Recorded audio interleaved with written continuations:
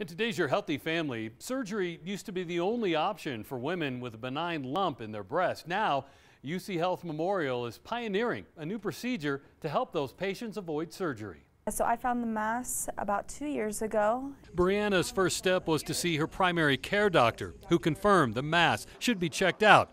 She referred her to Dr. Pomerenke. And while the good news was it was benign, it was still an issue. It's what's called a fibroadenoma, which is just a fibrous abnormal tissue growth. The underwire or elastic where that rests is exactly where my fibroadenoma was. So the underwire would press against that, and then it would press against the rib cage, and it would just be uncomfortable and even get painful and irritated at times. Because of that, even though it was completely benign, wasn't going to cause any harm to my body, it was just uncomfortable, and I wanted it to be taken care of. Dr. Pomerenke told Breanna she was a perfect candidate for the new cryoablation and would be the first patient to have it done in Colorado. But it was a little intimidating.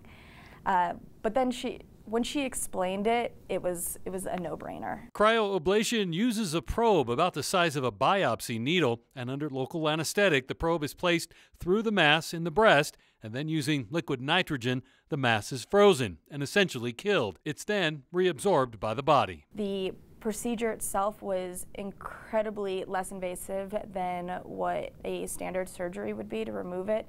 I have a minor scar, probably the size of the tip of a pinky nail. There's nothing, and that's just where the needle had to push through. Other than that, I have no other scarring, no other stretching, no other sign of a procedure. Dr. Pomerenke hopes that someday the procedure can be used to treat living cancer tumors.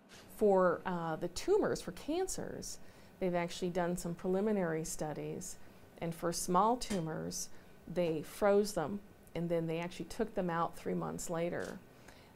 Tumors under 2 centimeters were essentially gone. This is not widely available, and so the centers that have done a lot of these are participating in that trial. Unfortunately, with clinical trials, usually you have to watch these people for several years afterwards. So I would expect we're not going to probably get results on that trial for a good 5 years or so. If you have any questions, you can follow up with the folks at the UCHealth Memorial Breast Surgery Program. For Your Healthy Family, I'm Ira Cronin. For more health stories, head to yourhealthyfamily.com.